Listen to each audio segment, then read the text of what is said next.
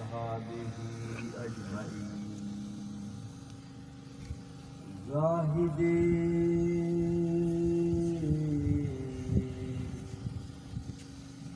نجد بوید اے کیا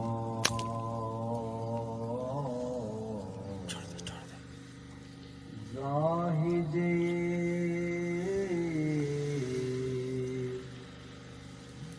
نجد گوید اے کیا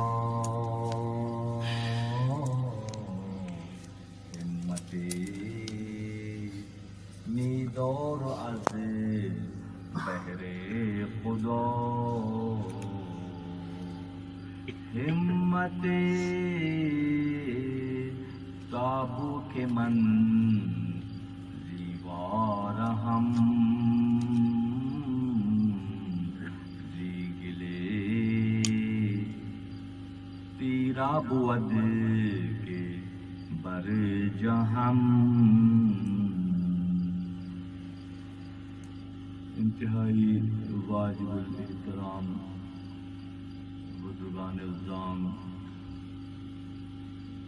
علم دوست ساتھیوں اور میرے نوجوان جو محفل میں موجود ہیں، اللہ تعالیٰ کا بے حد شکر احسان ہے کہ خانقاہ مولا روم کے قیام سے کے فوراً بعد ہی اس خانقاہ کے قیام کی غرض و غایت کو ذہن میں رکھتے ہوئے تعلیمات حضرت مولانا جلال الدین رومی رحمۃ اللہ علیہ کی یہاں شروعات کی گئی اور حضرت مولانا جلال الدین رومی رحمۃ اللہ علیہ کی مثنوی شریف کے اسباق شروع ہوئے. آج کی نشست الحمدللہ ثم الحمدللہ اس سلسلے کی 57ویں نشست ہے. الحمدللہ گزشتہ 57 ہفتوں سے تواتر کے ساتھ اللہ کی توفیق کی بنیاد پر ہمارے مرکز پر مثنوی کے بیان کا سلسلہ الحمدللہ جاری و ساری ہے. اس کے ساتھ ہی ہمارے نوجوان ساتھیوں کی تربیت، بلکہ میں اگر یہ نہ کہوں تو بے جا نہ ہوگا کہ یہ نشست ہی تربیتی نشست ہے. اس میں اس روشنی سے متعارف ہونے کا شعوری عمل کیا جاتا ہے جو کہ مثنوی شریف کہلاتی ہے. مثنوی کیا ہے؟ صاحب مثنوی کون ہیں؟ مثنوی مولوی مانوی ہست قرآن در زبان پہلوی کہ فارسی زبان میں قرآن پاک کی تشریحات کا ایک انتہائی اچھوتا زاویہ جو حضرت مولانا جلال الدین رومی رحمۃ اللہ علیہ کے توسط سے دنیا کو ملا.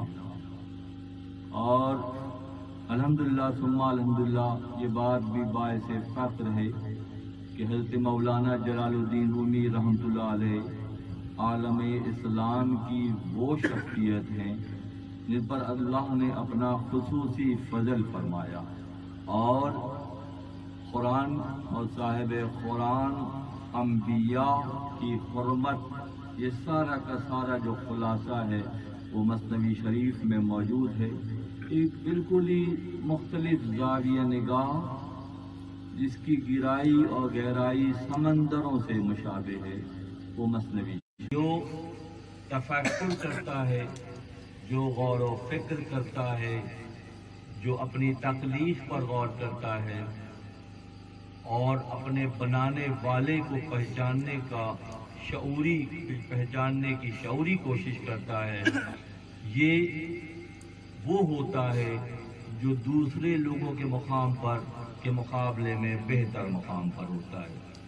پھر سب سے بڑھ کر جیسے گزشتہ کئی نشستوں سے بات ہو رہی ہے کہ ہم نے ایک جو حکایت شروع کی اس میں یقین کی منزل کو متعارف کرایا گیا. اب یقین کا لفظ صبح سے شام تک بولا جاتا ہے مگر سوال یہ پیدا ہوتا ہے کہ ہم جس یقین کی بات کرتے ہیں کیا ہمیں اس پر یقین ہے؟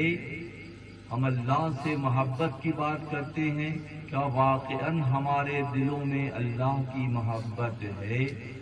ہم معاملات کو سمجھنے کا دعویٰ کرتے ہیں، کیا واقعاً حقیقی معنوں میں ہمیں یہ علم میسر ہے کہ اس کو سمجھ سکیں؟ یہ وہ سوالات ہیں جو عمومی طور پر معاشرے میں جو ہے وہ گردش کرتے ہیں۔ مگر جب مشائخ کبار اہل اللہ جب مخلوق پر محبت کی نظر ڈالتے ہیں اللہ کی توفیق کی بنیاد پر، تو انہیں وہ زاویہ دکھاتے ہیں کہ جو اگر اس کو اختیار کریں تو ان کی زندگی میں ایسی واضح تبدیلی آتی ہے کہ وہ خود شناسی و خدا شناسی کی منزل پر سرفراز ہو جاتے ہیں۔ وہ فرماتے ہیں کہ ہر کے خود بشناخت یزدارا شناخت، کہ پہلے مرحلے میں خود کو پہچانے گا وہ خدا کو پہچاننے جیسا ہو جائے گا۔ تو خود شناسی و خدا شناسی کا یہ سفر مثنوی شریف کے 27,000 اشعار ہیں، جس میں مختلف دفاتر میں اسی پیغام کو نمایاں کیا جا رہا ہے کہ کیسے یقین کی منزل آئے گی۔ پھر ایک اور بات، جب یقین کی منزل آ جائے گی تو لوگ اللہ سے تقرب اور قربت کا وہ زاویہ ان کے حصے میں آئے گا جو حقیقی معنوں میں اختیار کر کے اللہ کے بندے اللہ کو پہچاننے جیسے ہو جائیں گے۔ مثنوی شریف کے مضامین شروع ہوتے ہیں اور اس کے بعد ان کے مختلف پیچ و خم سے گزار کر ہمارے یقین کو پختہ کیا جاتا ہے، ہماری فکر کو پختہ کیا جاتا ہے، ہم سطحیت سے نکل کر بلند نظری کے قریب تر ہو جاتے ہیں، اور بلا شبہ اگر ہم موازنہ کریں تو جن لوگوں نے ابھی سفر شروع نہیں کیا ان کے مقابلے میں وہ لوگ جو سفر میں ہیں بہتر مقام پر ہوتے ہیں، ایک درجے اوپر ہوتے ہیں، اور جو ذرا سی بھی تحریک پیدا کر لیتا ہے وہ ذات جو عادل ہے، وہ اللہ ہمارا رب جو ہے ہر ذرے ذرے کی اس کے پاس ڈاکومنٹیشن ریکارڈ ہے، تو جنہوں نے محنت کی ہوتی ہے۔ اور وہ فرماتے ہیں کہ جب ایک بچہ کسی چمکتی ہوئی چیز کو، کسی بٹن کو یا شیشے کے ٹکڑے کو کیچڑ میں نہیں پھینکتا تو یہ کیسے ممکن ہے کہ خدا اپنے دوستوں کو ضائع کر دے، خدا سے محبت کرنے والوں کو کے لیے آسانیاں نہ پیدا کرے۔ اب یہ سارے الفاظ ایک اسکول آف تھاٹ ہے، پورا ایک زاویہ نگاہ ہے جو مثنوی شریف کہلاتا ہے۔ اور لوگ خوش نصیب ہیں وہ لوگ جو جن کی توفیقات میں اضافہ اس شکل میں نظر آتا ہے کہ وہ مثنوی شریف کے اذباق میں بیٹھے نظر آتے ہیں۔ اس کے ساتھ ساتھ ان کے لیے خوشخبری ہے، اکثر میں اپنے بیان میں اس کو دہراتا اس لیے ہوں کہ تالیف قلبی بھی ہے، اطمینان قلب بھی ہے، اور یقین کی منزل حصے میں آتی ہے۔ اور فرماتے ہیں آتش دوزخ نہ سوزد آن کسی کورا بدید، آتش دوزخ نہ سوزد آن کسی کورا بدید، یک نظر انداخت روزے یا شنید از رے بیاں۔ وہاں فرماتے ہیں جہنم کی آگ اسے جلا ہی نہیں پائے گی، جہنم کی آگ، جہنم کے شعلے سب کچھ جلا کر راست کر دیں گے۔ مولانا کا زاویہ یہ ہے کہ آتش دوزخ نہ سوزد آن کسی کورا بدید، یک نظر انداخت روزے یا شنید از رے بیاں۔ فرماتے ہیں کہ جہنم کی آگ اسے جلا ہی نہیں پائے گی جس نے ہمیں دیکھا یا جس نے ہماری مثنوی شریف کا بیان سنا یا جس نے ہماری مثنوی شریف کو بیان کیا۔ یہ مقام و مرتبہ مثنوی شریف کا ہے۔ وجہ کیا ہے؟ وجہ یہ ہے کہ سادہ اور سہل ترین انداز میں، سادہ حکایتوں کے انداز میں مولانا روم رحمۃ اللہ علیہ وہ معنی و مطالب بیان کرتے ہیں جو اللہ سے खालिसतन अल्लाह से करीब कर देने के मुतरादिफ है। और ये बहुत बड़ी खुशखबरी होती है कि जैसे जैसे हम इस शोबे से करीब कर होते जाते हैं, अगर हम में से मैं अहबाब से सवाल करने का हक रखता हूँ कि जब आप इस शोबे में शामिल हुए और मसनवी सुनने लगे, उसमें और अब में क्या तब्दीली है, तो बिला शुबा ये जवाब सुनने को मिलता है कि हमारी फिक्रों में तब्दीली आई है, हमारे यकीन में पुख्तगी पैदा हुई है, अल्लाह का फضل हमारे शामिल हाल हो गया है। हालात वाक़ियात चाहे कैसे ही हों, वो लोग बिला शुबा छतरी के नीचे होते हैं, वो लोग बिला शुबा तहफ़्फ़ुज़ की छतरी के नीचे होते हैं। बिल्कुल उसी तरह से जब हज़रत मूसा कलीमुल्लाह अलैहिस्सलाम अपनी कौम के साथ सफर में थे, तो आसमान पर एक बादल मुसलसल उन पर अब्र और साया किए हुए चल रहा था। ये कुरान हवाला जात है। कुछ नशिस्तों की बात हो रही थी, एक दरवेश का सिलसिला। अब बात यह है कि दरवेश बनते कैसे हैं, बुजुर्ग बनते कैसे हैं, वो कौन सा प्रोसेस है, वो कौन सा तरीक़ाकार है जिसको इख्तियार करके एक शख्स सतहियत से निकल कर बुलंदी की मंजिल पर आता है। ज़ाहिरी तौर पर हम और आप जब पैदा होते हैं, हमारे नकूश और अजसाम एक जैसे होते हैं, मगर बात यह है कि जब मेहनत की जाती है तो तब्दीली आती है। दूध सफ़ेद रंग का होता है, उसी दूध में मक्खन छुपा है और उसी दूध में असली घी छुपा है, मगर प्रोसेस के बाद निकलता है ना।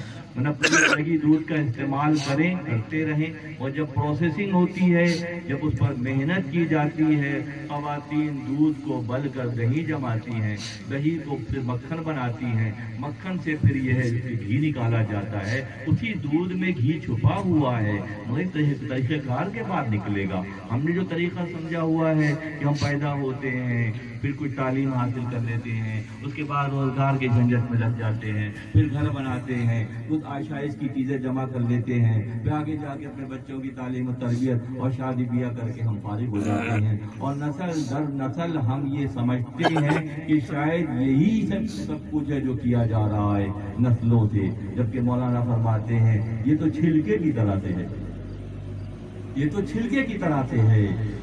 अहमियत किस चीज़ की है? अहमियत मगज़ की है, ना कि छिलके की अहमियत है। छिलका तो जानवरों की ग़िज़ा है और मगज़ जो है वो इंसान इस्तेमाल करते हैं। तो जब तक आप अपनी कैफियत को तब्दील करने का शऊरी इरादा नहीं करेंगे, तब तक तब्दीली नहीं आएगी। अल्हम्दुलिल्लाह सुम्मा अल्हम्दुलिल्लाह, ये जो चंद नफूस यहाँ बैठे हैं, इत्मीनान क़ल्ब की बात है, क्योंकि खुदा के यहाँ कसरत की अहमियत नहीं है, किल्लत व कसरत हमारे आपकी गिनती का नाम है। अल्लाह के यहाँ तो पैमाना जो है मुसफ़्फ़ा दिल का है, अल्लाह के यहाँ पैमाना जो है वो मुजल्ला दिल का है। हर के खुद बिशनाफ या दारा शनाफ, जो खुद को पहचानेगा वो रब को पहचानने जैसा हो जाएगा। जैसे ही ये सफ़र शुरू होगा और शनासी व क़दा शनासी का, तो बहरहाल डिफ्रेंशिएट कर लिया जाएगा कि नहीं अब ये आम बंदा नहीं है, ये प्रोसेस में आकर एक बेहतर मुकाम पर है, और जो बेहतर मुकाम पर होता है वो काबिल कद्र होता है। अब बेहतर मुकाम हासिल करने का रास्ता मौलाना कई तरह से समझाते हैं कि अमूमी तौर पर सफ़र शुरू हुआ, मगर आहिस्ता आहिस्ता आहिस्ता निखार पैदा हो गया। एक साहब खुशकती का तरीक़ा सिखाते थे अच्छी तरह से लिखने का, तो लोग उनके पास जब आते शागिर्द, तो वो एक तख्ती पर जब पहले दिन वो आते तो लिखवा के रख लेते, कोई तहरीर लिखवा के रख लेते, और उसके बाद जो है वो अपने पास रख लेते। उसके बाद लिखने की प्रैक्टिस शुरू करवाते। जब कुछ दिन गुजर जाते, कुछ महीने गुजर जाते, तो लोग अक्सर सवाल करते कि हजरत इतने दिन हो गए अभी तक बज़ाहिर फ़र्क नज़र नहीं आ रहा, वैसी ही राइटिंग है मेरी। तो पहले दिन की तख्ती निकाल कर दिखाते, जब तुम पहली बार आए थे तो ऐसे लिखते थे, अब कैसा लिखते हो? वो हैरान हो जाते कि इतनी तब्दीली आ चुकी है। हाँ, इतनी तब्दीली यकीनी तौर पर आ गई है। سرک سرک کر منزل کی جانب جانا ہے، اور منزل کیا ہے؟ منزل رب کی ذات ہے۔ جو خود کو پہچانے گا وہ خدا کو پہچانے گا، اور جو خدا کو پہچانے گا اس سے قریب تر ہو جائے گا، وہ یقینی طور پر بندوں میں وہ مقام حاصل کر لے گا۔ رہے گا تو وہ بندہ، مگر اس کا مقام و مرتبہ بدل جائے گا، کیونکہ علامہ اقبال فرماتے ہیں عبد دیگر عبدہو چیزیں دیگر،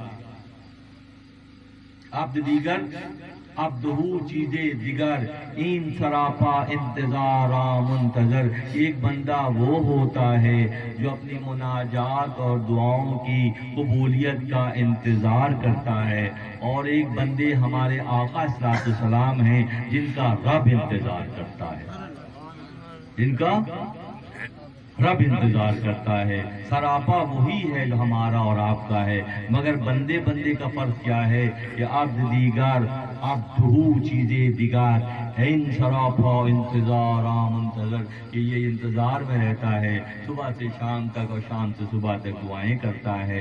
اور دوسرا معاملہ یہ ہے کہ اللہ کی بارگاہ میں اپنی اپنی اپنی ریاضتوں، اللہ کو راضی کرنے کے راستے میں اخلاص عمل اور اخلاص نیت کے ساتھ کیا جانے والا عمل اللہ کی بارگاہ میں مقبول ہو جاتا ہے۔ اور جو بزرگ بن جاتے ہیں، جس پروسیس میں بہتر منزل پر فائز ہو جاتے ہیں، تو خدا انہیں سب سے بڑا انعام کیا دیتا ہے؟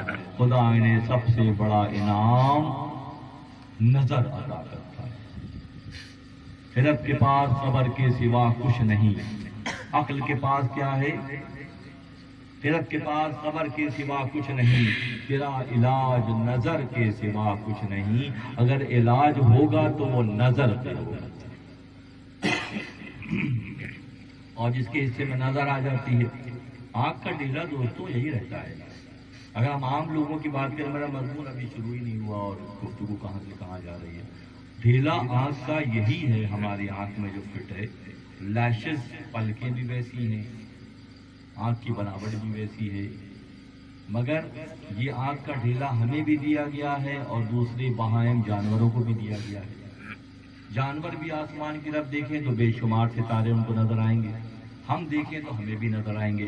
پھر بات ساری یہ سوال ہی یہاں پیدا ہوتا ہے کہ جو خدا نے وَكَرَّمْنَا بَنِي آدَمَ، ہم نے اولاد آدم کو فضیلت دی ہے، وہ فضیلت کہاں ہے؟ وہ فضیلت ہمیں دکھانی پڑے گی۔ اسی لباس بشریت کے دور میں ہمیں وہ فضیلت دکھانے کا شعوری طور پر اس کے لیے محنت کرنی پڑے گی۔ جب ہم محنت کریں گے تو وہ فضیلت حصے میں آ جائے گی۔ آنکھ تو یہی ہوگی مگر بہت دور تک دیکھے گی، کان تو یہی ہوں گے مگر بہت دور تک کی سنیں گے، ناک تو یہی ہوگی مگر بہت دور کی خوشبو آ رہی ہوگی۔ اس پہ معذرت پہلے بھی بے شمار گفتگو ہو چکی ہے۔ آج کی مضمون کی طرف آتے ہیں۔ ایک شخص جو ہے بڑا مال و متاع سے ملا جائیداد میں، باپ کے حصے کا، اس نے مختلف اپنے شوق اور اپنی پسند اور اپنی خواہشات کو پورا کرنے میں وہ سارا کا سارا خرچ کر دیا اور بالکل مفلس ہو کنگال ہو گیا۔ حدیث مبارکہ کا مفہوم ہے ارحموا ثلاثہ، تین لوگوں پر ترس کھاؤ۔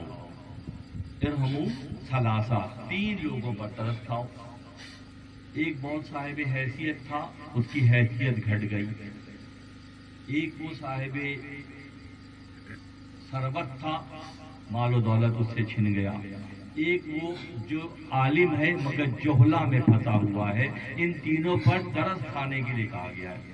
بات یہ ہے کہ ہر بات کی اور ہر حدیث مبارکہ کا مفہوم شروع سے لے کے اب تک اور اب سے لے کے قیامت تک جتنا انسانی ذہن ارتقا کرے گا اسی کے مطابق اس کی فہم پیدا ہوگی کہ یہ لوگ بظاہر گھٹے ہوئے لوگ ہیں، مال و دولت چلی گئی، پریشان ہو گئے اور مقام و مرتبہ چھٹ گیا، نیچے گر گئے، اور عالم ہے مگر جاہلوں پھنسا ہوا ہے۔ ان پہ ترس اس لیے کھایا جائے کہ ان کو طنز کا نشانہ نہ بنایا جائے، ان پر جو ہے طنز کے تیر نہ برسائے جائیں، بل ان پہ رحم کیا جائے۔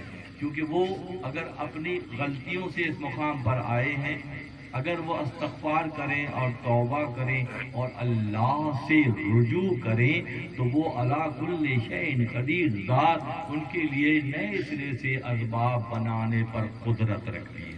ایسا ہی ایک شخص جس کو مال و متاع ملا بہت، اس نے سارا ضائع کر دیا۔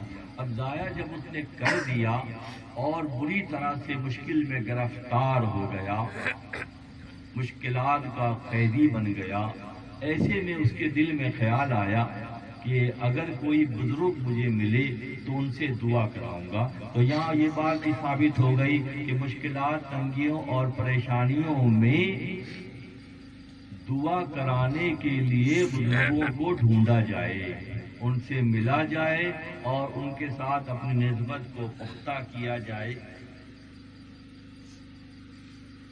میں عرض کر رہا تھا کہ زاہد بینت بگوید اے کیا، ہمت می دور از بہر خدا، کندری از بار زشت افتاده ام، مال و زر و نعمت از کف داده ام، کہ میں بہت مشکل میں گرفتار ہو گیا، میرے ہاتھوں سے سارا مال و زر نکل گیا، اب میں قیدی بن کر رہ گیا، پریشان ہو گیا۔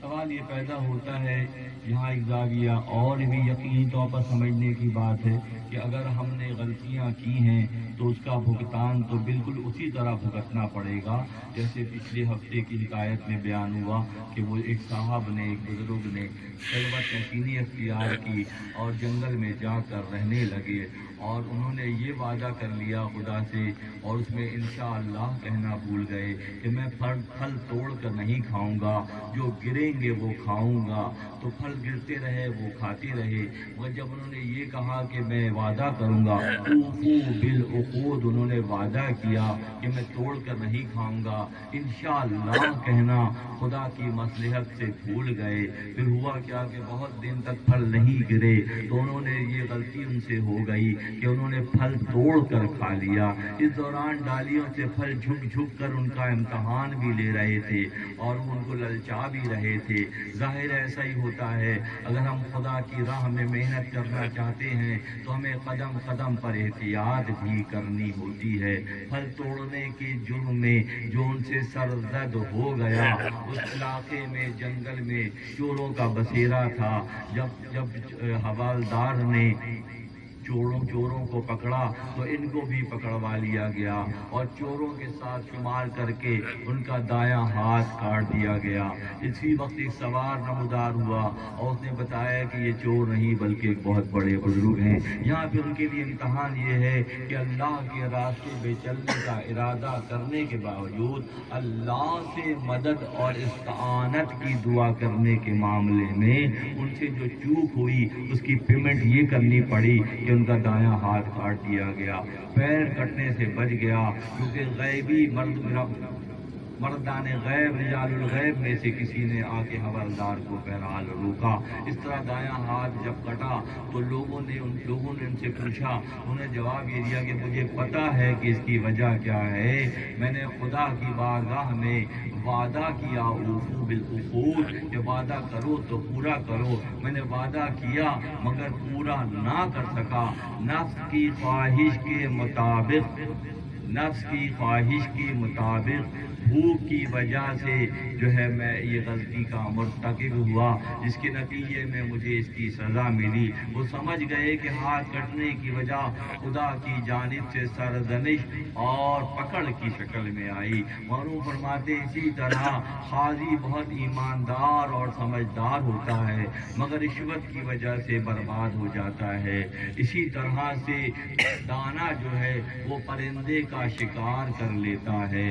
بظاہر جو چیزیں مختلف ہیں اس کے اثرات اور انداز میں مرتب ہوتے ہیں۔ یہاں تک تو بات ہوئی کہ ایک سال غلطی کی وجہ سے ہاتھ کٹ گیا، اب بات جو دوسری سلسلہ شروع ہوا ہے اس میں بھی ایک شخص نے اپنا سارا مال و متاع ضائع کر دیا۔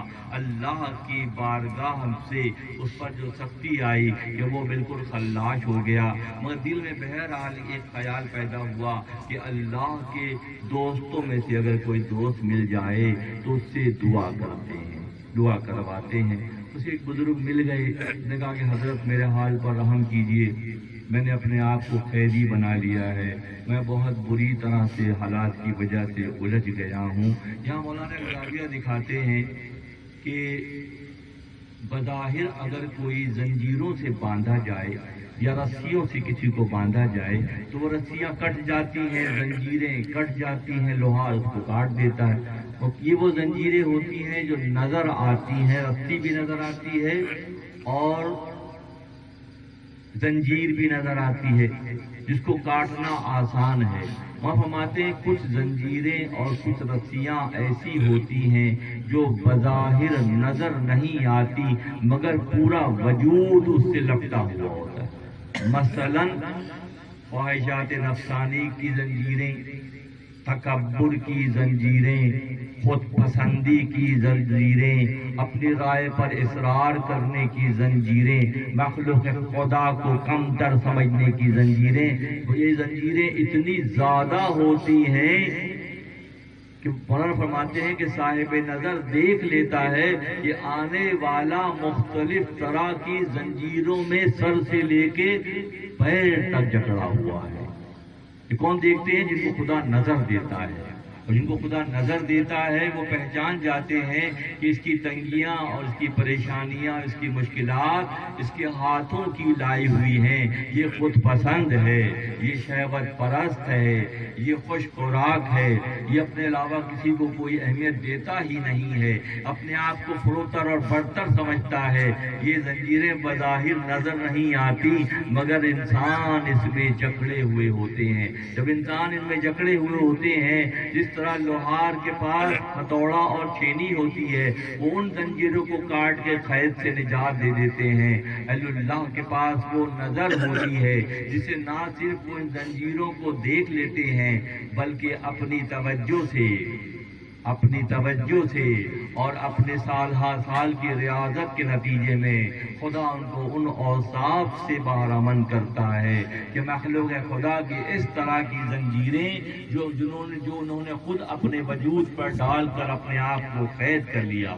بظاہر یہ زنجیر نظر نہیں آ رہی تو کیا نظر آ رہا ہے؟ اختلافات نظر آ رہے ہیں، رنجشیں نظر آ رہی ہیں، آپس کا اختلاف نظر آ رہا ہے، بے برکتی نظر آ رہی ہے، امراض کا غلبہ نظر آ رہا ہے، معاملات میں رکاوٹیں نظر آ رہی ہیں۔ ہر گھر کا مسئلہ ہے اور ہر شخص کا مسئلہ ہے۔ کام شروع کرتے تو ہیں مگر اس کی کلوزنگ اچھی نہیں ہوتی، کام شروع کرتے ہیں اس کا اختتام اچھا نہیں ہوتا۔ اختتام اس لیے اچھا نہیں ہوتا کہ وہ نہ نظر آنے والی زنجیروں سے لپٹے ہوتے ہیں۔ کام شروع کر تو دیتے ہیں مگر وہ کام مکمل اس لیے نہیں ہوتے کہ کہیں خود پسندی ہے، کہیں شہوت رانی ہے، کہیں غذا کی ذاتی ہے، کہیں اپنے آپ کو بہتر سمجھنے کا ہے۔ اب بات یہ ہے کہ اس نشست کا خلاصہ کیا ہے؟ اس نشست کا خلاصہ یہ ہے کہ جہاں سے جاگے وہیں سے سویرا ہے۔ جہاں سے جاگے، ایک چھوٹی سی اگر زنجیر بہت پتلی سی بھی باندھ دی جائے ہاتھوں پہ تو نہیں کھلے گی، نہیں کھلے گی۔ جبکہ اتنی موٹی موٹی زنجیریں جو پڑی ہوئی ہیں تو ان کو کیسے ان سے چھٹکارا حاصل ہوگا؟ چھٹکارا حاصل کرنے کا طریقہ بھی مولانا بتاتے ہیں، کن سے دعا کی جائے۔ مثنوی شریف کی حکایت ہے، حضرت موسیٰ کلیم اللہ کے پاس اللہ کی جانب سے وحی آئی کہ اے موسیٰ اس منہ سے دعا کیا کرو جسے تم نے گناہ نہ کیا۔ اللہ غنی، اللہ غنی۔ موسیٰ کلیم اللہ کے اولو العزم پیغمبر ہیں اور موسیٰ کلیم اللہ کے پاس مثنوی شریف کی حکایت مولانا بیان کی کہ وہی آئی موسیٰ اس منہ سے، اس زبان سے دعا کرنا ہماری بات ہے جس سے گناہ نہ کیا۔ تو موسیٰ کلیم اللہ حیران ہوئے، اللہ کہ اللہ بندہ ہوں، بشری تقاضوں میں ہوں، ممکن ہے کبھی اونچ نیچ ہوئی ہو تو کیسے سمجھ سکتا ہوں؟ کہ ہاں ہم تمہیں طریقہ بتاتے ہیں، اپنے لیے دوسروں کے منہ سے دعا کرواؤ کہ دوسرے کا منہ تمہارے اکاؤنٹ میں بالکل صاف ہے اور اس کے لیے تم دعا کرو تاکہ وہ تمہارا منہ اس کے لیے صاف ہے۔ تو خدا چاہتا ہے کہ ہم ایک دوسرے کے ساتھ ایسے بند جائیں، ہم ایک دوسرے کے معاملات کی ایسی حفاظت کریں کریں، ہم ایک دوسرے کے معاملات کے لیے اپنے دلوں میں ایک دوسرے کی محبت پیدا کریں، یہ خدا چاہتا ہے۔ اسی لیے دعاؤں کے حوالے سے بزرگان اعظام کی طرف اشارہ ہے، کیونکہ وہ دیکھ لیتے ہیں ان سختیوں کو، ان تنگیوں کو، ان پریشانیوں کو، ان مشکلات کو، ان رکاوٹ کو۔ 20 سال گزر گئے جی، حالات تبدیل نہیں ہو رہے، 25 سال گزر گئے، کام نہیں بن پا رہے، جس چیز میں ہاتھ ڈال رہے ہیں، سونے میں ہاتھ ڈال رہے ہیں، مٹی بنا رہے ہیں، بات سمجھ میں نہیں آ رہی کہ ایسا کیوں ہو رہا ہے۔ ٹٹولنے کی ضرورت ہے، خریدنے کی ضرورت ہے، کیونکہ خدا نہ خواستہ وہ رحیم ذات کو مشکل میں نہیں ڈالتی ہمیں۔ وہ کب چاہتا ہے کہ ہمارے پیر میں کانٹا بھی چبھے، وہ 70 ماؤں سے زیادہ محبت کرتا ہے۔ یہ کانٹے ہمارے اپنے چنے ہوئے ہیں، یہ کانٹے ہمارے اپنے پھیلائے ہوئے ہیں، یہ کانٹے دار جھاڑیاں ہماری اپنی لگائی ہوئی ہیں۔ جب اس کی پہچان ہو جائے گی تو پھر کیا ہوگا، سمجھنا آسان ہو جائے گا۔ یہاں دیکھنے والی آنکھوں میں سب سے بلند تر مقام کس کا ہے؟ کس کا مقام ہے؟ دیکھنے کی صلاحیت کے اعتبار سے ہمارے آقا احمد مجتبیٰ محمد مصطفیٰ صلی اللہ علیہ وسلم کا مقام و مرتبہ ہے کہ خدا نے آپ کو وہ نظر عطا کی۔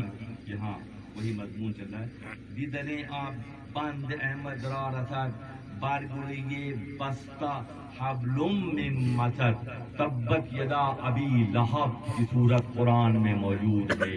نبی صلی اللہ علیہ وسلم نے ابو لہب اور اس کی بیوی ام جمیل اور ابو لہب کا چہرہ تانبے کی طرح سرخ تھا، اسی لیے اسے تانبے لہب کی اولاد بیٹا کہا گیا۔ یہ دونوں انتہائی مکہ کی وادی میں انتہائی شریر لوگ تھے، تو وہ راستہ سے گزرنے والا ان کے شر سے بچ کر گزر نہیں سکتا تھا۔ ہر ایک پر طنز کرتے، ہر ایک کو پریشان کرتے، ہر ایک کو ڈیگریڈ کرتے، دونوں یہی کرتے تھے۔ ابو لہب بھی یہی کرتا تھا اور اس کی بیوی ام جمیل بھی یہ کرتی تھی، بلکہ ام جمیل تو یہ کرتی تھی کہ جنگل میں جا کر کانٹے جمع کرتی تھی اور ان کے راستے میں بچھاتی تھی، جن کو خدا نے عالمین کے لیے رحمت بنا کر بھیجا، بچھاتی تھی۔ نبی صلی اللہ علیہ وسلم جب بہت تکلیف ہوئی تو اللہ کی جانب سے سورہ لہب قرآن میں نازل ہوئی، تبت یدا ابی لہب، کیونکہ ان دونوں کا طریقہ یہ تھا کہ ہر بات میں وہ لوگوں سے کہتے تھے تیرے ہاتھ ٹوٹ جائیں، تو برباد ہو جائے، تیری آنکھیں پھوٹ جائیں۔ ان کا روز مرہ کا طریقہ گفتگو کا یہی تھا۔ جو طریقہ انہوں نے اختیار کیا، اللہ نے اسی انداز میں جواب دیا۔ اس خاتون کا معاملہ یہ تھا کہ جنگل میں جاتی تھی اور کانٹوں کا گٹھا اپنے سر پہ لاد کر لاتی تھی اور آقا صلی اللہ علیہ وسلم کی راہ میں بچھاتی تھی۔ ایک مرتبہ پھر اس سے پہلے ہی یہ واقعہ ہوا کہ نبی صلی اللہ علیہ وسلم جب سورہ لہب آئی تو اس میں حبلم من مسد قرآن میں استعمال کیا۔ اللہ نے وہ کانٹوں کا گٹھا لے کر آ رہی تھی اور وہ گٹھا پھسل گیا، اور بعد کی بات ہے، پہلے سورت نازل ہو چکی ہے، اللہ کی جانب سے نبی کو یہ پیغام پہنچ چکا ہے کہ تبت یدا ابی لہب وتب ما اغنا عنہ مالہ وما کسب سیصلی نارا ذات لہب وامرأتہ حمالۃ الحطب من حبل من مسد۔ یہ جو قرآن کی آیت ہے، مولانا اس کو ویسے کا دیدنے آ بند احمد را رسد برگروئے بست حبلم من مسد، کہ کیا آنکھ ہے جو اللہ نے احمد صلی اللہ علیہ وسلم کو دی ہے کہ آپ کی چشم اطہر نے وہ منظر بہت پہلے دیکھ لیا جو ام جمیل ابو لہب کی بیوی کے ساتھ ہونا تھا، ہوا بہت بعد میں خدا نے اپنے نبی پر یہ آیت نازل کر کے یہ پیغام دے دیا کہ دیکھو ابھی تو چل پھر رہی ہے، کانٹے بچھا رہی ہے، مگر اس کا انجام یہ ہوگا کہ وہ کانٹوں کا گٹھا جو ہے وہ اس کے گلے میں رسی پھنس جائے گی، اور پھر ہوا یہی کہ اگلی منزلوں میں جا کر وہ جنگل سے کانٹے لا رہی تھی، وہ گٹھا پھسل کر اس کے گلے میں اٹک گیا، جس کے نتیجے میں اس کا دم گھٹ گیا اور وہ جو ہے اپنے انجام کو پہنچی۔ بات یہ ہے کہ یہ دیکھنے کی صلاحیت جو اللہ کے نبی کے ذات اقدس میں نظر آ رہی ہے، ذاتی ہے تو میرا ایمان تو ہے، یہی ایمان ہے میرا کہ جو نبی صلی اللہ علیہ وسلم سے محبت بڑھاتا جائے گا، یہ اوصاف اس کے اندر بھی پیدا ہوتے چلے جائیں گے، یہ اوصاف دیکھنے کے اس کے اندر پیدا ہو جائیں گے۔ اب آپ سے محبت بڑھانے کے لیے طریقہ کیا ہوگا؟ طریقہ یہی ہوگا جو آپ کا پسندیدہ طریقہ ہے۔ دیر بر پشت عیال بولہب، تنگ ہی زن گفت حمال الحطب، کہ رسی جو ہے اس کے گلے میں پھنس گئی اور وہ اپنے انجام سے دو چار ہو گئی۔ یہ وجہ اس کی یہ رہی کہ یہاں مولانا اس بات کو دکھانا چاہ رہے ہیں کہ دیکھنے کی جو صلاحیت ہے جو اللہ نے اپنے نبی کو اعلیٰ ترین منزل کے مطابق عطا کی ہے، آپ کی امت کے اہل اللہ کو بھی یہ وصف حاصل ہے کہ ان کی دیکھنے کی صلاحیتیں اس درجے کی ہیں کہ اگر کوئی تکبر کی زنجیر میں جکڑا ہوا ہے تو اسے مختلف اوراق اور اسباق دے دیے جاتے ہیں، بیٹا اس کا ورد کرو، تمہارے اندر سے تکبر نکل جائے گا۔ اگر کوئی بیماریوں کا شکار رہتا ہے تو اس کو بتا دیا جاتا ہے کہ بیٹا تم یہ پڑھو، تمہاری بیماریاں چلی جائیں گی۔ اگر کوئی رزق کی تنگی کی بات کی زنجیروں میں جکڑا ہوا ہے، جو دیکھنے والے دیکھ لیتے ہیں تو اس کے لیے کشادگی کی نہ صرف خود بھی دعا کرتے ہیں اور اس کو بھی طریقہ بتاتے ہیں۔ ان تمام حالات و واقعات سے گزرنے کے بعد طریقہ کار تو یہ ہوتا ہے، خدا کی مرضی اور منشا یہ ہے کہ معاشرتی طور پر ہم اپنے اقدار، اپنے قدر کو پہچانیں اور ساتھ ساتھ اہل اللہ سے اپنے تعلق کو مضبوط اسی لیے کریں کہ ان کا مجاہدہ اور ان کی ریاضت اور اس اپ گریڈنگ کے پروسیس کو کہ نارمل انداز کی آنکھ، ناک، دانت، پیشانی، بال اور چہرہ بشرا لے کر آنے والے جب محنت کر کے اس مقام پر فائز ہوتے ہیں تو وہ ان کا منظرنامہ بدل جاتا ہے، ان کی دیکھنے کی صلاحیت بڑھ جاتی ہے اور علامات کے مطابق معاملات کو سمجھنا آسان ہو جاتا ہے۔ ایک طرح سے معالجین، ڈاکٹر صاحبان مختلف جسمانی بیماریوں کا علاج کرتے ہیں، اہل اللہ کی خصوصیت یہ ہے کہ وہ روحانی بیماریوں کا شافی و کافی علاج کرتے ہیں۔ پہلے مرحلے میں روح ہی پراگندہ ہوتی ہے، پہلے مرحلے میں ہماری دنیا طالبی کی وجہ سے ہماری روح متاثر ہوتی ہے، اور جب روح متاثر ہوتی ہے تو اندر سے باہر کا سفر ہے، جب روح بیمار ہو جاتی ہے تو پھر جسم بیمار ہو جاتا ہے۔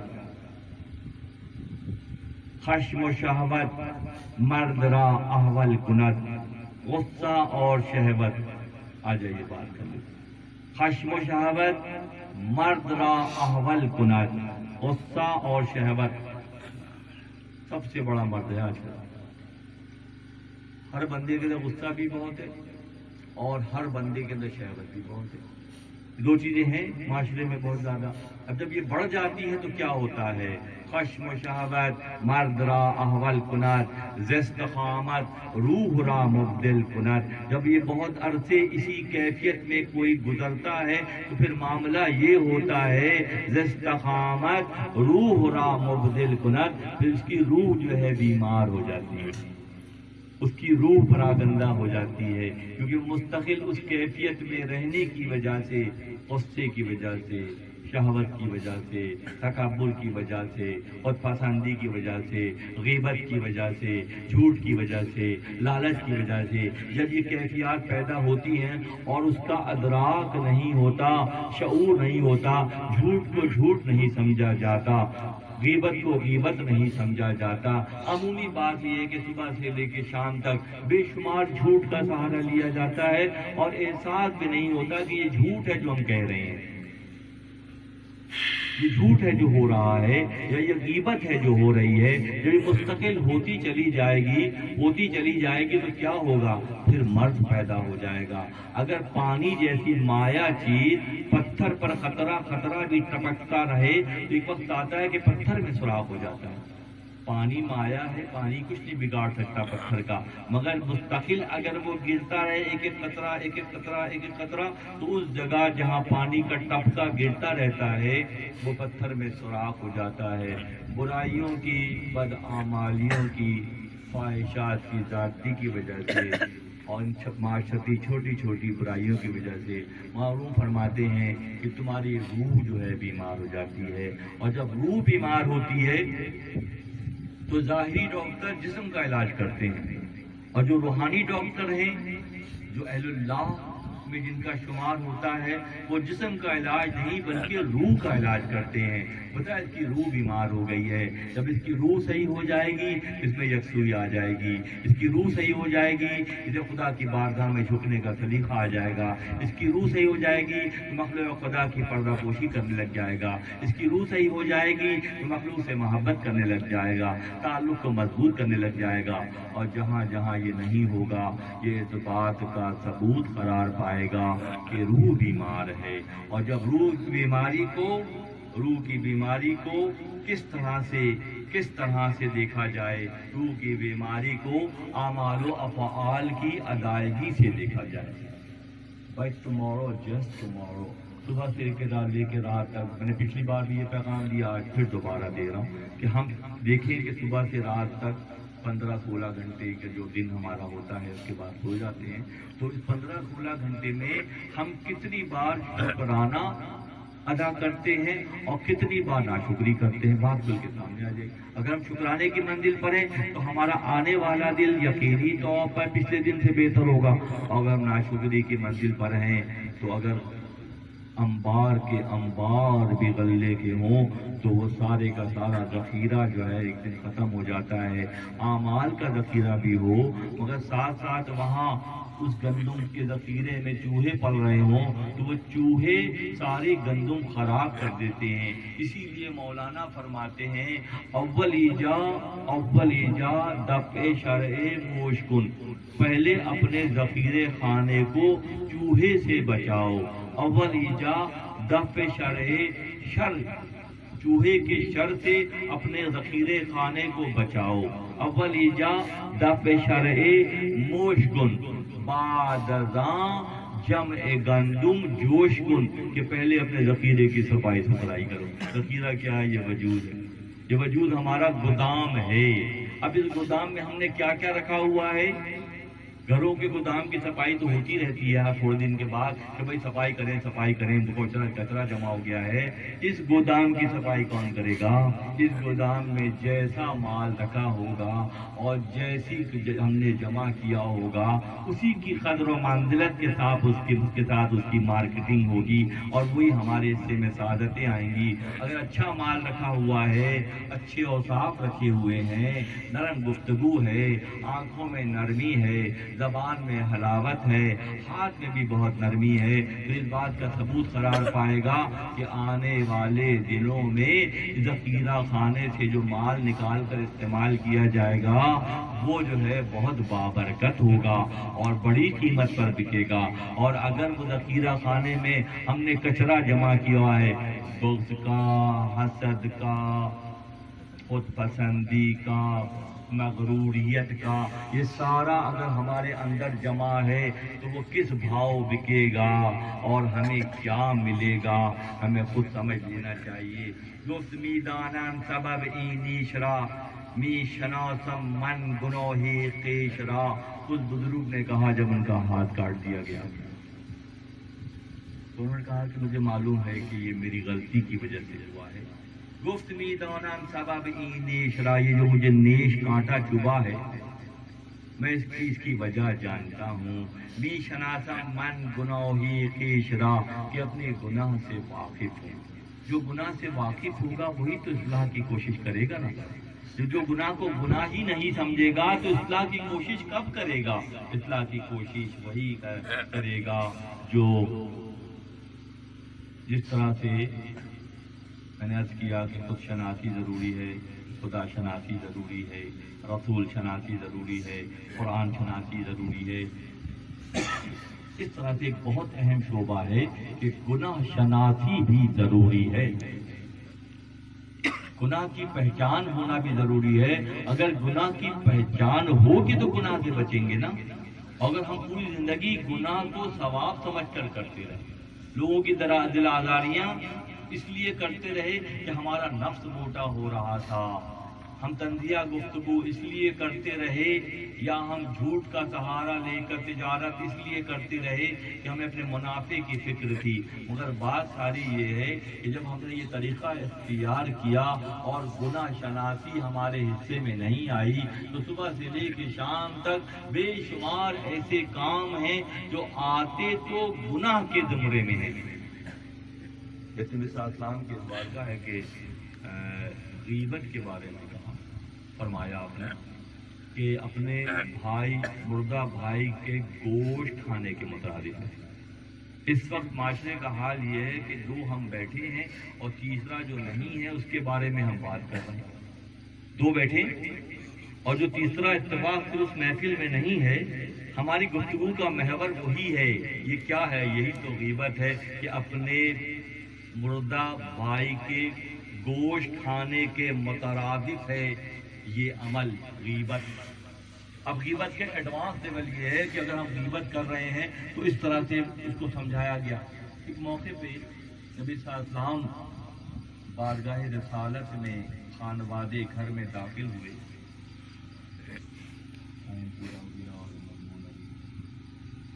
نبی صلی اللہ علیہ وسلم داخل دربار میں گھر میں داخل ہوئے تو اس وقت ایک خاتون عجیب الخلقت، یعنی کہ تخلیق کے اعتبار سے جیسے خط چھوٹا ہے، چہرہ بھی مناسب نہیں ہے، ایسی اللہ کی تخلیقات میں بے شمار چیزیں ہیں، تو وہ ایسی خاتون حضرت عائشہ صدیقہ رضی اللہ تعالی عنہا کے پاس بیٹھی ہوئی تھی۔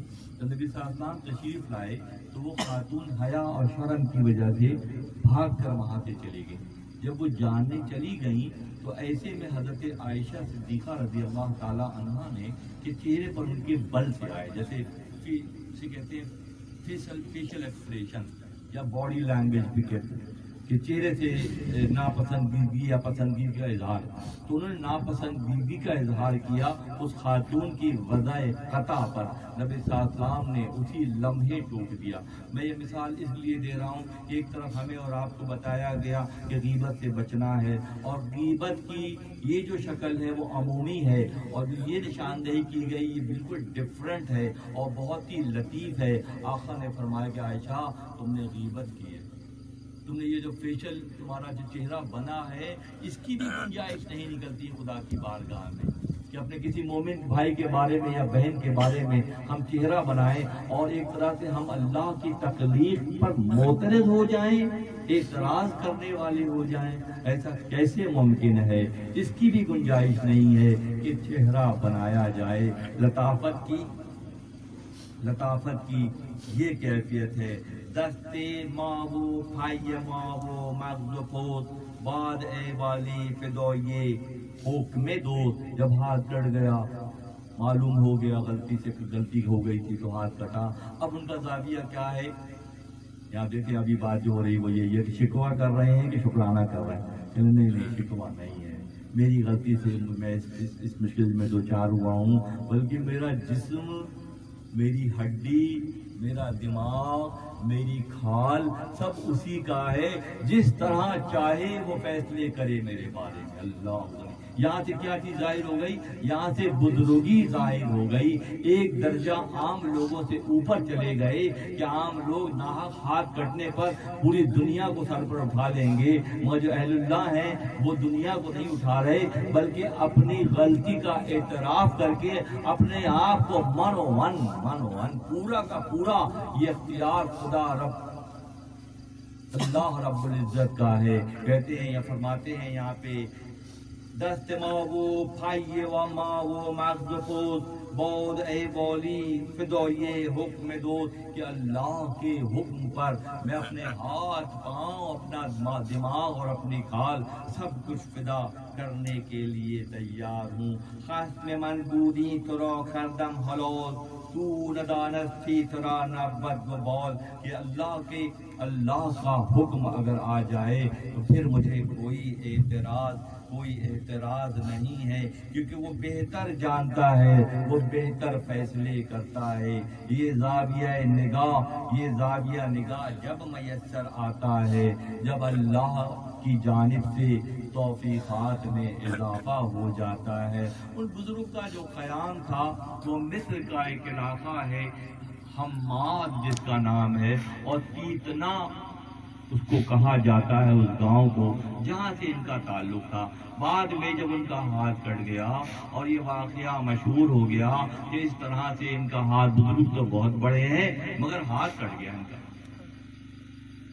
تو جس جگہ وہ رہتے تھے اسی نام سے ان کا نام جو ہے ابو الخیر تیتنائی تینتائی جو ہے وہ تین ناتی جو ان کا نام تھا، لقب تھا، اور وہ مصر کے رہنے والے تھے. جب ان کا ہاتھ کٹا تو عام طور پر یہ بات مشہور ہو گئی کہ دیکھیں اتنے بڑے بزرگ ہیں مگر ہاتھ کٹ گیا.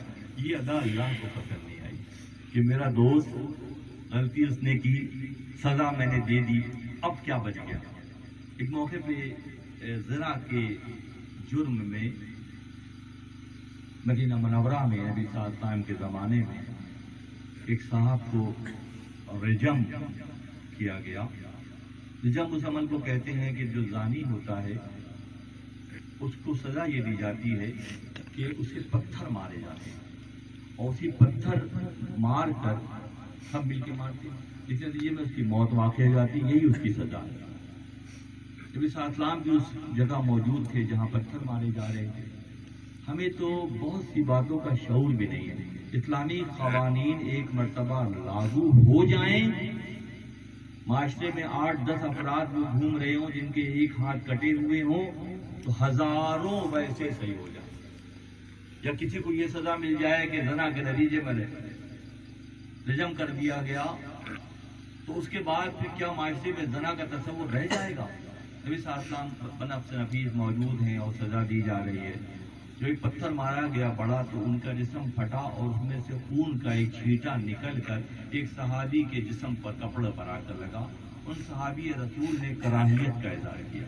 اللہ کے نبی نے فرمایا خبردار، جو اس نے جرم کیا اس کی سزا اس کو مل گئی اور اس نے اس کو سہ لیا، اب تمہاری کراہیت کسی صورت میں جائز نہیں. اللہ غنی اللہ غنی. وہ تو مصباح مجلہ طاف ہو گیا، اللہ کے فیصلے کو اس نے قبول کر لیا، اس کے مطابق اپنے آپ کو پیش کر دیا. اب اس کے بارے میں کراہیت کی بھی گنجائش نہیں ہے. یہ بات اللہ کی غیرت کے منافی ہے. جب اللہ کے فیصلوں پر اعتراض کیا جائے، چہرہ بھی بنایا جائے تو گرفت ہو جاتی ہے، چھینٹا لگ جائے تو پھر کراہیت پہ گرفت ہو جاتی ہے. اس حد تک اختیار کا معاملہ ہے. اب اللہ کو کیسے یہ گوارا ہوگا کہ جس نے ساری زندگی اللہ کو راضی کرنے میں محنت کی اور ایک غلطی ہوئی کہ وعدہ کیا، اوفوا بالعقود، جو وعدہ کیا وہ پورا کسی وجہ سے نہ کر سکا، اس کی گوش شمالی ہو گئی اور اس کا ہاتھ کٹ گیا، پیر کٹنے سے بچا لیا گیا. اب لوگوں میں یہ بات مشہور ہو گئی کہ بزرگ تو بہت بڑے ہیں مگر ٹنٹے ہیں. کیا ہے؟ ٹنٹے ہیں، ہاتھ کٹے ہوئے. جب کچھ عرصہ گزر گیا لوگوں نے اسی نام سے پکارنا شروع کر دیا، پیر ٹنٹے کہنے لگے. یہ بات اللہ کو پسند نہیں آئی. اللہ غنی اللہ غنی، کتنی محبت کرتا ہے ہم سے، اور کہاں کہاں ہماری رکھوالی کرتا ہے اور کہاں کہاں ہماری حفاظت کرتا ہے. وہ 70 ماؤں سے زیادہ چاہتا ہے. جب لوگوں نے پیر ٹنٹا کہنا شروع کر دیا ان کو تو اللہ کو یہ بات پسند نہیں آئی. وہ قالین بنتے تھے، کام ان کا قالین بننا تھا. اب عام طور پہ پتہ ہے کہ ایک ہاتھ ہے، ایک ہاتھ کٹا ہوا ہے، اور اپنے حجرے کو بند کر کے وہ قالین بنتے. جس وقت قالین بنتے ان کو دوسرا ہاتھ خدا دے دیتا. دوسرا ہاتھ یہ والا کٹا ہے، روح تھوڑی کٹی ہے. یہ ہاتھ کٹا ہے نا جو کہ روح کا لباس ہے. ہمارا یہ وجود روح کا لباس ہے. اگر یہ ہاتھ یہاں سے کٹ جائے تو اس کا یہ مطلب نہیں نکلتا کہ روح کا ہاتھ بھی کٹ گیا. روح کا ہاتھ کسی صورت میں نہیں کٹتا ہے. روح کو اللہ نے دوام بخشا ہے. امر ربی ہے روح. تو جب وہ اکیلے میں کمرہ حجرہ بند کر کے خالی بافتی کرتے، خالی بناتے، تو ان کا دوسرا ہاتھ ان کو مل جاتا. ایک سے دھاگا باندھتے دوسرے سے کاٹتے، ایک سے دھاگا باندھتے دوسرے سے کاٹتے. وہ دینے والے ذات ایسے دیتی ہے. ایک دن ایک بات کیا ہے یہاں، بات نقطہ کیا چھپا ہوا ہے. خدا کب چاہتا ہے کہ اس کے دوست رسوا ہوں. بس دیر جو لگ رہی ہے وہ دوستی میں لگ رہی ہے. دیر جو لگ رہی ہے وہ خدا سے دوستی استوار کرنے میں لگ رہی ہے. جس دن دوستی پیدا ہو گئی تو سب سے بڑے تحفظ کی چھتری خداوند متعال کی ذات مبارک ہے. دونوں ہاتھوں سے کام کر رہے ہیں. تو ان کے جو محبت کرنے والوں میں ایک مرید جو ہے، میں بالکل سمیٹنے کی طرف جا رہا ہوں، مضمون کو پھیلا ہوا تو بہت سارے داری اور بھی ہیں، مگر پھر موقع یاد زندہ صحبت باقی. تو وہ دیکھ رہے ہیں کہ جا کے اچانک وہ بڑبڑاتا ہوا دروازہ دھکا دے کے کھول کے اندر چلا گیا. تو جا کے دیکھا کہ حضرت بیٹھے ہوئے دونوں ہاتھوں سے کام کر رہے ہیں. وہ جو مشہور تھا معاشرے میں کہ ایک ہاتھ ان کا جرم میں کٹا ہے اور یہ پیٹ ٹونٹتے ہیں، تو بڑا زاری کرنے رونے لگے. اللہ یہ تو میرا راز تھا، تو نے مجھے ہاتھ دیا تھا، اس بندے نے دیکھ لیا. اس بندے کو پابند کیا، دیکھو جب تک میں زندہ ہوں جب تک یہ راز کسی سے مت بتانا. جب اپنے خاص اوقات میں خدا کی بارگاہ میں مناجات کے لیے بیٹھے تو اوپر سے یہ پیغام آیا کہ ہم کب چاہتے ہیں کہ تم رسوا ہو جاؤ.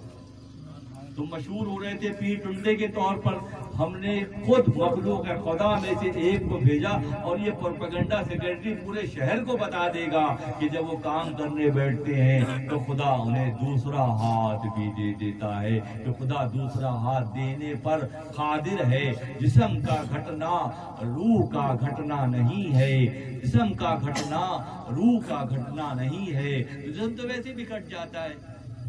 10 سال پہلے دیکھا تو اتنے اسمارٹ، اتنے خوبرو اور رنگ بھی بڑا اچھا تھا. 10 سال گزرے تو جھٹیاں پڑ گئیں. تو ایک وقت آتا ہے کہ صبح دیکھو شیشے میں تو خود اپنے آپ سے ڈر جائیں کہ اچھا یہ ایسے بن گئے. ہاں ایسے بن گئے. اتنی تیزی سے تو آپ گھٹ رہے ہیں.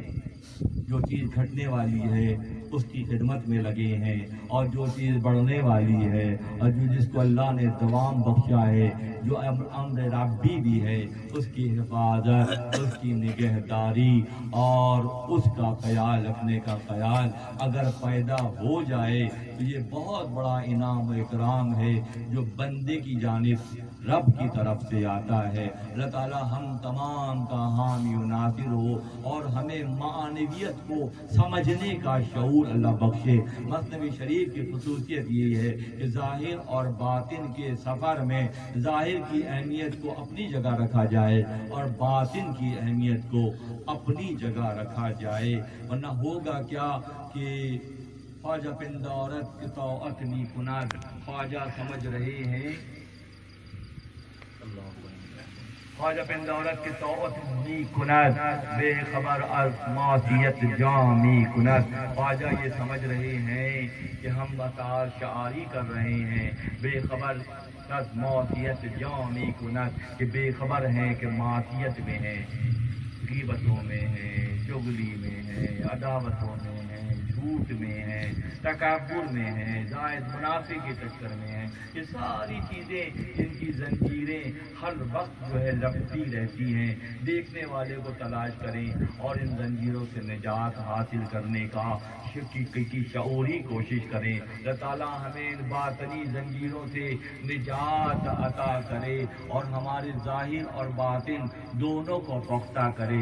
ربنا آتنا فی الدنیا حسنہ وآخرہ حسنہ، کہ ظاہر بھی اچھا ہو جائے اور باطن بھی اچھا ہو جائے، دنیاوی زندگی بھی بہتر ہو جائے اور آخرت کی تیاری کے اللہ تعالیٰ ہمیں توفیق رفیق عطا کرے. ای قدر گفتین باقی فکر کن، فکر اگر جامد بود رو ذکر کن.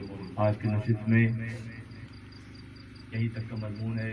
اس کی مزید تشریحات جان گئے کہ ہاتھ کٹا مگر روح کا ہاتھ نہیں کٹا اور وہ معاون و مددگار ہو سکتا ہے. ایک پیغام دیتا ہوں آج ہم میں سے اکثر بیمار رہتے ہیں، مختلف بیماریاں، ہم کھانسی، نزلہ، بخار، مختلف اور مشکل بیماریاں. ہمیں پتا ہے کہ ہمارا جو وجود ہے ہماری روح کا گھر ہے.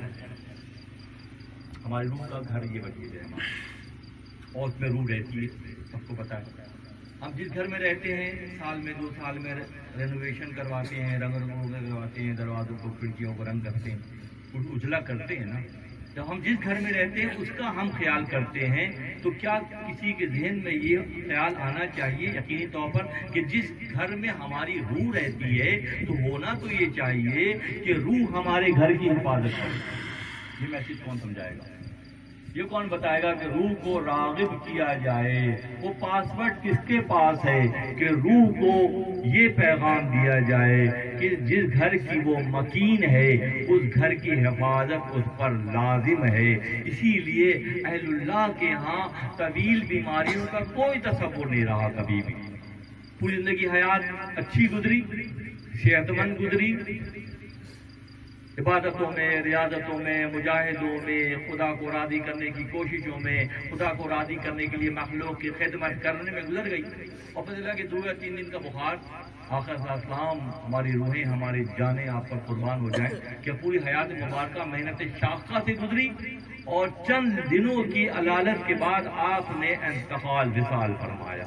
اسی طرح آپ کے امت کے اہل اللہ کا معاملہ یہی ہے کہ پوری زندگی محنت شاقہ کرتے ہیں، سخت محنت کرتے ہیں. ہم بیمار ہوتے ہیں، حضرت جی کو کبھی بیمار ہوتے نہیں دیکھا، اکثر سننے میں آتی ہے. حضرت جی بیمار کاہے کو ہوں گے؟ بیمار تو دنیا داری کے رہتے لوگ ہوتے ہیں.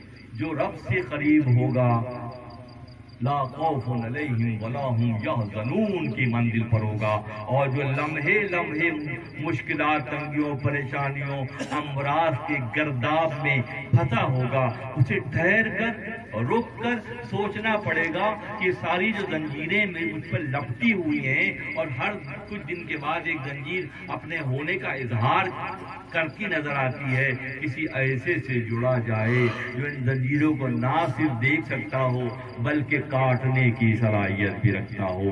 وآخر دعوانا ان الحمدللہ رب العالمین.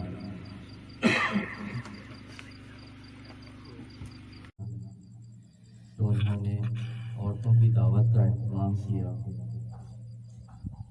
معاملہ یہ ہے کہ جس زمانے میں جو بھی ظاہری فنون ہوتے ہیں، جو بھی ماہر فن ہوتے ہیں، اللہ تعالیٰ اسی سے متعلق انبیاء کو معجزے عطا کرتے ہیں اور بتا دیتے ہیں کہ دیکھو ہمارے پاس اس سے بڑھ کر ہے. مصر جو خوبصورتی میں بہت مشہور تھا، اللہ تعالیٰ نے یوسف علیہ السلام کو تخلیق کیا اور کہا دیکھو ہم کیسے کیسے شاہکار بناتے ہیں.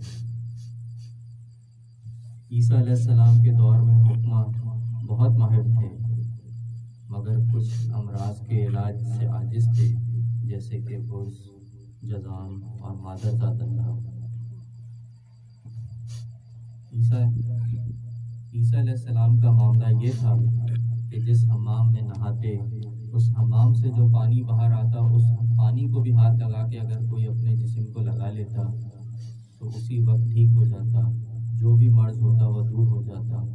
حد یہ ہے کہ مادرزاد اندھا بھی، جس کی آنکھیں پیدائش کے دوران ہی نہیں بنتی، وہ بھی اگر اپنی آنکھوں کی جگہ پہ اس پانی کو لگا لیتا تو اسی وقت آنکھوں والا ہو جاتا. صالح علیہ السلام کو ان کی قوم نے کہا کہ چٹان میں سے اونٹنی نکال کر دکھائیں، تو صالح علیہ السلام نے کہا کہ میرا رب اس پر قادر ہے. جب لوگوں نے دیکھا کہ یہ تو بالکل مطمئن ہے تو ساتھ میں ایک اور شرط رکھ دی کہ وہ چٹان سے نکلنے کے بعد بچہ بھی دے. صالح علیہ السلام نے کہا میرا رب اس پر بھی قادر ہے. ایک دھماکہ ہوا اور چٹان سے اونٹنی نکل کر آ گئی اور جیسا انہوں نے کہا تھا اسی کے مطابق معاملہ ہوا. اللہ جب دکھانا چاہتا ہے تو اسباب بنتے چلے جاتے ہیں. بی زلیخا نے دعوت کی اور کھانے سے فارغ ہونے کے بعد ہر خاتون کے ہاتھ میں ایک چھری دے دی اور کہا کہ جب میں اشارہ کروں تو پھر کاٹنا. پھر یوسف علیہ السلام سے کہا اور وہ سامنے سے گزر گئے. خواتین کو اشارہ کیا کہ لیموں کو کاٹو، انہوں نے لیموں کے بجائے اپنے ہاتھ کاٹ لیے. ساری بات در حقیقت مشغولیت کی ہے، یکسوئی کی ہے۔ انسان رب میں ایسا مشغول ہو جائے کہ اپنے آپ کو بھول جائے۔ در حقیقت یہی اعجاز ہے اور یہی زندگی کا حاصل ہے۔ بعض صحابہ رضی اللہ تعالیٰ عنہ جہاد میں اتنے مشغول ہو جاتے تھے کہ ان کے اعضاء کٹ جاتے اور انہیں خبر بھی نہ ہوتی، اور بعد میں لوگوں سے پوچھتے پھرتے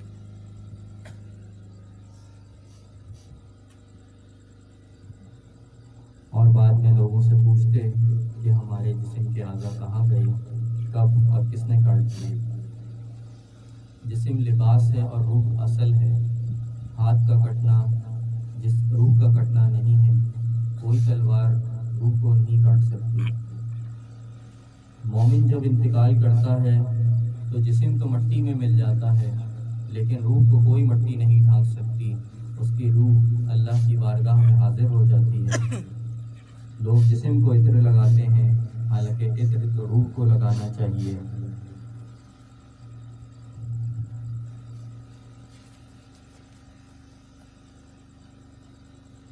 جسم توانا ہو رہا ہے، ہمارا تو جسم توانا ہو رہا ہے اور ہمیں روح کی غذا کا کوئی خیال نہیں ہے۔ جب روح کو توانا کرنے کے لیے مشقتیں اٹھائی جاتی ہیں تو جو چیزیں ہمارے حصے میں آتی ہیں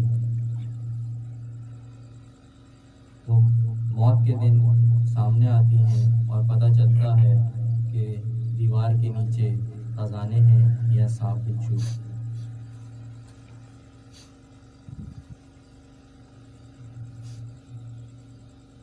ایک بزرگ پہاڑوں میں رہتے تھے، انہوں نے ترک تعلق کر لیا تھا۔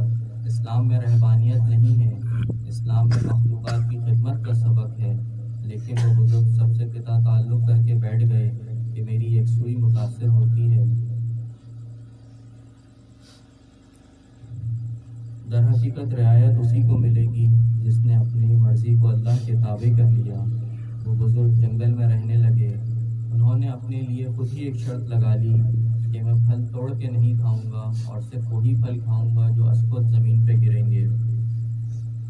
معاملہ یہ ہوا کہ انہوں نے جس وقت یہ شرط اپنے لیے رکھی اس وقت انہوں نے انشاءاللہ نہیں کہا۔ جب محبتوں کے دعوے بڑھتے ہیں تو امتحانات بھی بڑھتے چلے جاتے ہیں۔ جب انشاءاللہ نہیں کہا اور محبت کا دعویٰ بھی تھا تو ان پر امتحان آ گیا۔ معاملہ یہ ہوا کہ کئی دن تک کوئی پھل نہ گرا، بھوک سے بےتاب ہو گئے اور وہاں چوک ہو گئی، انہوں نے پھل توڑ کر کھا لیا۔ خدا یہ چاہتا ہے کہ وعدہ کرو تو پھر پورا کرو۔ جب ان سے یہ معاملہ ہوا تو قضاء و قدر کا نظام ایکٹیو ہو گیا۔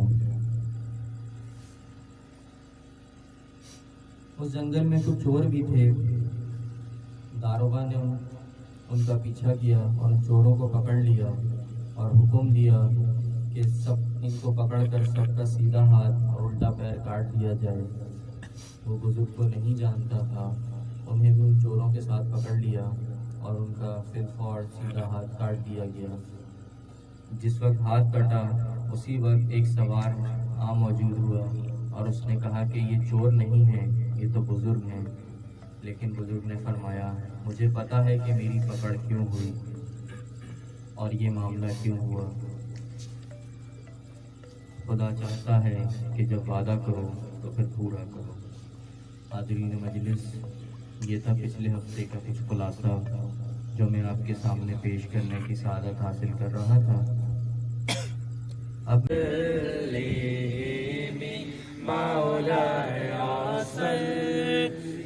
وسلم دائما ابدا على حبيبك خير الخلق كلهم محمد سيد الكونين والثقلين محمد سيد الكونين والثقلين والفريقين من عرب ومن عجم مولاي صل وسلم دائما أبدا على حبيبك خير الخلق كلهم هو الحبيب الذي ترجى شفاعته هو الحبيب الذي ترجى شفاعته لكل حول من الأحوال مفتاحم مولاي صل وسلم دائما أبدا على حبيبك خير الخلق كلهم جاءتني دعوته الأشجار ساجدة جاءتني دعوته الأشجار ساجدة تمشي إليه على ساق بلا قدم مولاي صل وسلم دائما أبدا على حبيبك خير الخلق كلهم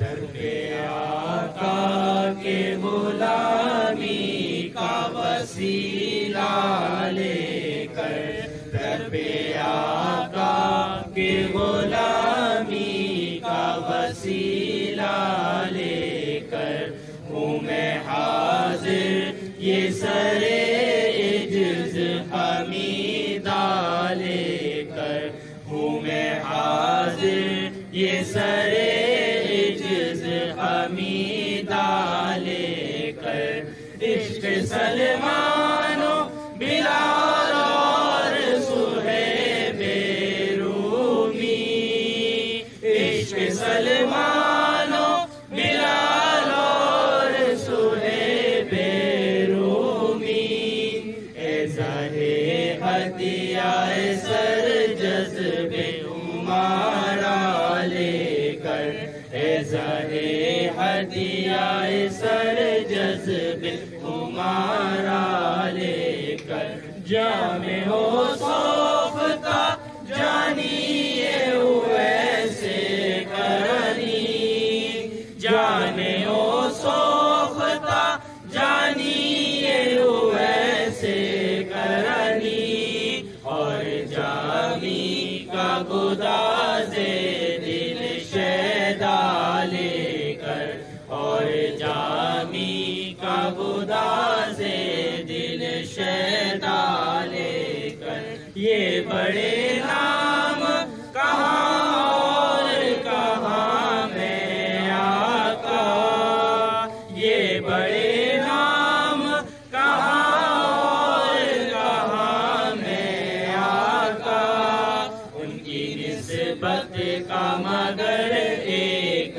سہارا لے کر ان کی نسبت کا مگر ایک سہارا لے کر آپ مل جائیں تو مل جائے گا سب کچھ مجھ کو آپ مل جائیں تو مل جائے گا سب کچھ مجھ کو کیا کروں گا میں سوا اس کے بغیر نہ لے کر کیا کروں گا میں سوا اس کے بغیر نہ لے کر حاضر خدمت سرکار ہوا ہے یہ شفیع حاضر خدمت سرکار ہوا ہے یہ شفیع نظر کرنے کو دل و جان کا ہدیہ لے کر نظر کرنے کو دل و جان کا ہدیہ لے کر در پہ آقا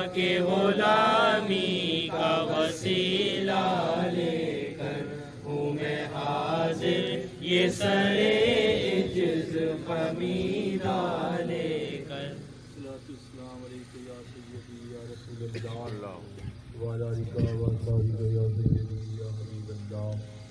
जनाब मुक़द्दस में ए रसूल करीम कबूल हम सब का दुरूद व सलाम हो जाए।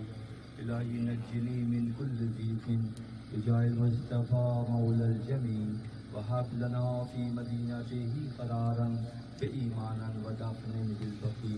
परवरदिगार आलम तेरे चंद आजिज़ बंदे अपने दुनियावी मामलात से हटकर तेरी और तेरे महबूबीन के अंदाज तेरी याद को मनाने के लिए तेरे महबूबीन के अंदाज में शब जुमा के इन सातों में खानकाए मौला रूम में जमा है। या अल्लाह इन तमाम की हाज़िरी को शर्फ़ कबूलियत का दर्जा अता फरमा।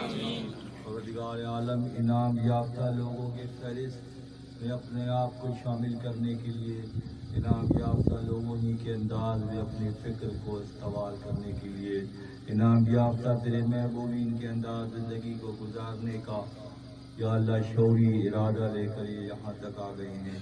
अगली मंजिलों पर तो उन्हें कबूल फरमा। असल से ता वक्त मुनासिब इस वक्त हम यहाँ उसी अंदाज में मसरूफ़ रहे जो तेरे महबूबीन का खासा है।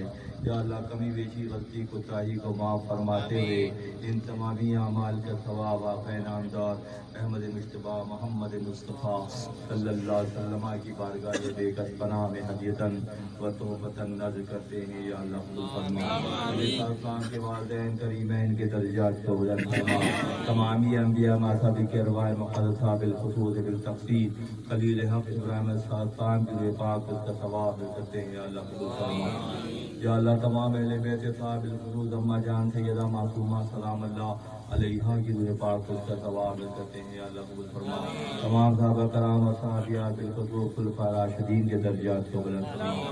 तमाम उम्महातुल मोमिनीन के दर्जात को बुलंद फरमा। तमाम ग़ज़वात के शोहदा बिलख़ुसूस अम्मे रसूल हज़रत हमज़ा और अल्लाह तआला अन्हु की रूह पाक उसका सवाब करते हैं। या अल्लाह कबूल फरमा। हसनैन करीमैन के दर्जात को बुलंद फरमा। शोहदाए करबला के दर्जात को बुलंद फरमा।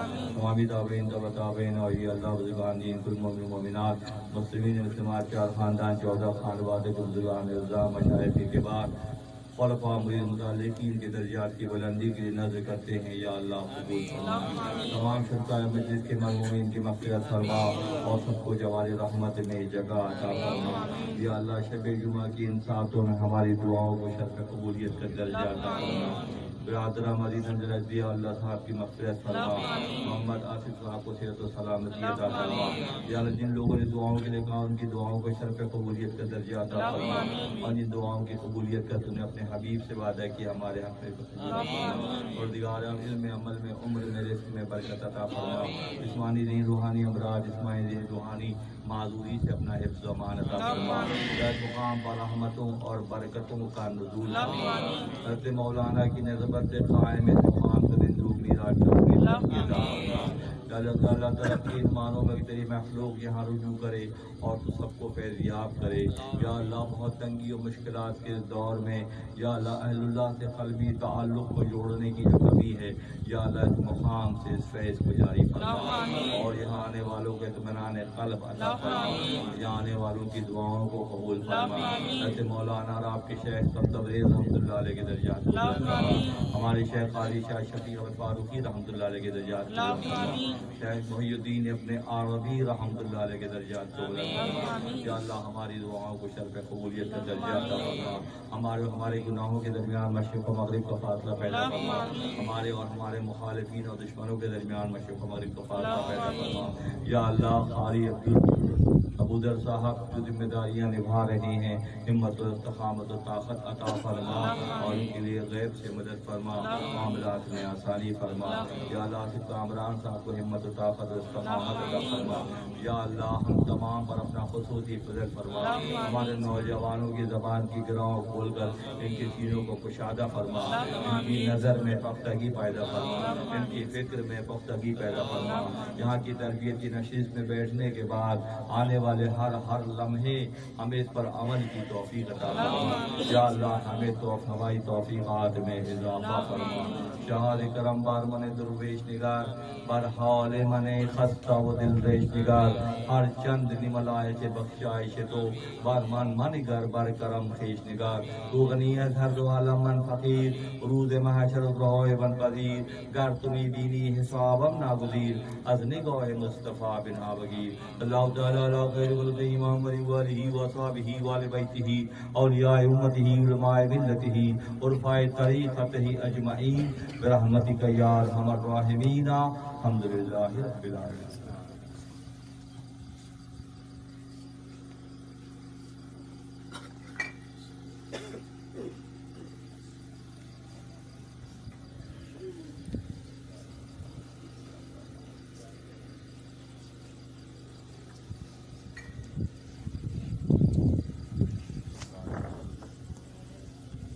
لوگ پر سب سے زیادہ مہربان ہے۔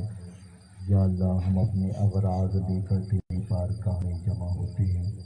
یا اللہ شب جمعہ کی ان ساعتوں کے صدقے و فضائل میں ہمارے حال پر رحم فرما۔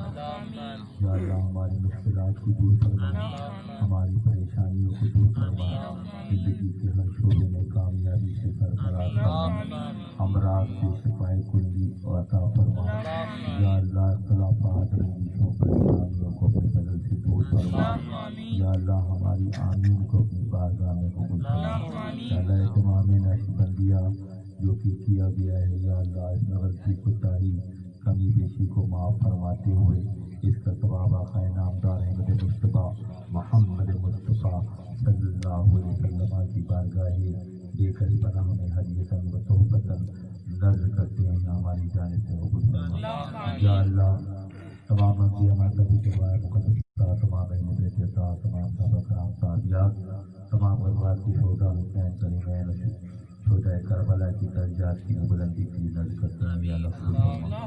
تمام تابعین تبع تابعین اور یا اللہ بزرگان دین کل مومن مومنات مسلمین و مسلمات چار خاندان 14 خانوادوں کے بزرگان الزام کی درجات کی بلندی کے لیے نذر کرتے ہیں، یا اللہ ہم عاجزوں کی جانب سے قبول فرما۔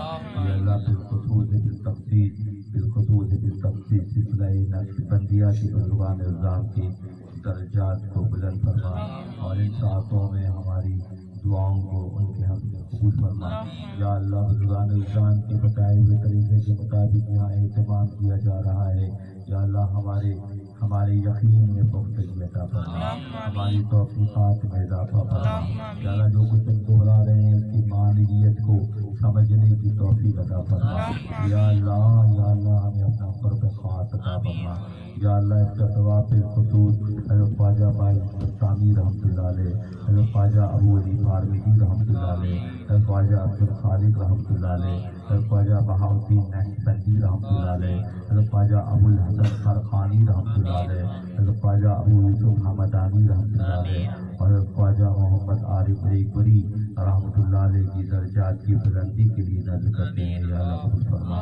یا اللہ جس طرح سے تیری رضا حاصل کرنے کے لیے بزرگان الزام نے اپنی پوری زندگی کو احتیاط کے ساتھ گزارا، یا اللہ ہمیں بھی ان کے صدقے و طفیل میں یا اللہ ہمارا حصہ ہمیں عطا فرما۔ یا اللہ ہمارا حصہ ہمیں عطا فرما۔ یا اللہ ہماری زبان کی گرہ کو کھول کر ہمیں ایسی زبان عطا فرما جو تیری بارگاہ میں مناجات کرے تو تیری بارگاہ سے قبولیت کی علامت آ جائے۔ یا اللہ ان ساعتوں میں جو ہمارے بھائی یہاں موجود ہیں سب پر اپنا خصوصی فضل فرما، ہمارے بیماروں کو شفائے کلی سے سرفراز فرما، ہمارے مرحومین کی مغفرت فرما، محمد عاطف صاحب کو صحت و سلامتی عطا فرما، جناب ضیاء اللہ صاحب کی مغفرت فرما، ان کے درجات کو بلند فرما۔ اللہ جس خوش گمانی کے ساتھ لوگ یہاں شریک ہیں سب کی جائز آرزوں اور تمناؤں کو پورا فرما۔ الہی بحق بنی فاطمہ کے بار قول ایمان کو خاتمہ اگر دعوت امراض کو دیور قبول منو دست دامان آل رسول الہی تو آسا کنی مشکلات تو پہلے محمد علیہ السلام اللہ تعالیٰ علیہ خیر خلقہ محمد والہ وصحبہ وال بیتہ اولیاء امتہ علماء ملتہ عرفاء طریقتہ اجمعین برحمتک یا ارحم الراحمین الحمدللہ رب العالمین۔